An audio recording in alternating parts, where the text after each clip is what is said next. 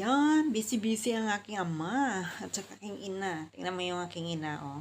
Kinukuha yung buko. Buko daw ang kanya. Yung tatay ko yung nakapula. Pinaputol ko kasi yung puno ng niyog, yung malapit sa bahay. Kasi mataas na siya. Nakakatakot pag may bagyo ba. Baka tatama doon sa bahay. Yung nakaitim, yun ang pamangkin ko. So, tinulungan niya ang kanyang lolo.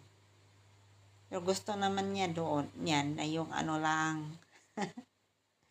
yung ubod ng niyog. Yan ang masarap, paborito ko din noon yan. Yan, sipag ng aking ama. Sana all. Masarap talaga buhay ng probinsya. Maraming makakain. Basta magsipag lang.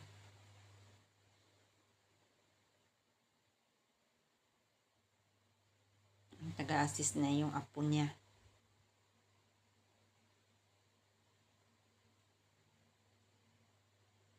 And then, na power zone na pala yun din ng po, yung ano na yun ng katawan ng niyog.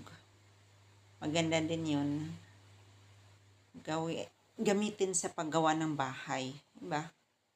Maraming purpose talaga ang puno ng niyog. Makakuha ka ng bunga. Tapos kung putulin mo, paggawa ka ng bahay, gamitin mo ng maging sahig or dingding. Tapos yung dahon niya magagamit din. Kung pwede din pang bubong. Diba? Dami talagang purpose ng niyog. Very useful ang puno ng niyog. Kaya ako ay nagtatanim talaga ng niyog.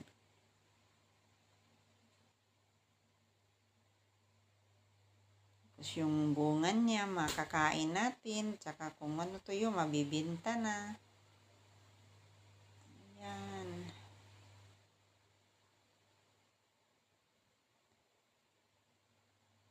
Busy-busy.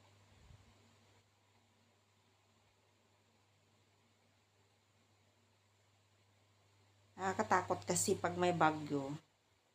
Sigurado kung ano. Kasi maliit na yung ano niya. Yung pinakadulo, maliit na yung katawan niya. Naalala ko yung bagyong Odette. Lahat ng mga puno ay nabubuwal.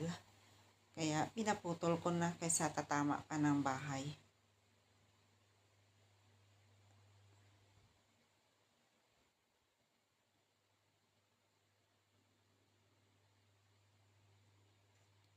Yung aking ama talagang matigas ang ulo niyan bago may operasyon yan. Pero sa awa ng Panginoon na to, 1 year nakalipas na. Kasi yung talagang pagsanay ka sa trabaho, ayaw talaga niyang nakaupo lang. Gusto talaga siya ang kikilos.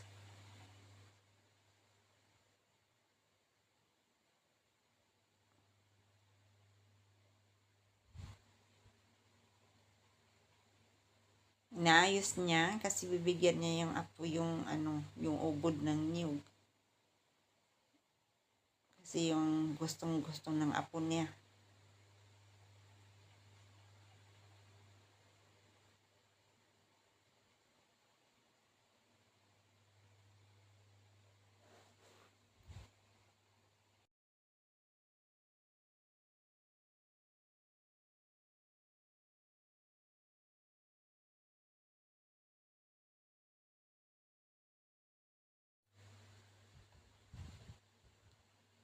O, diba? Masaya na yung apo niya.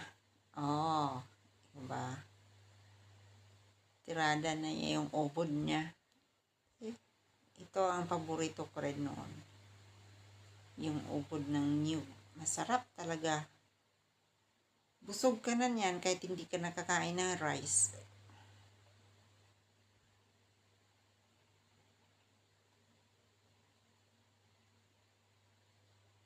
Tagal nga kung nakakain natin. Nung nasa Pinas pa ako. Nung nag-aaral pa. Yun.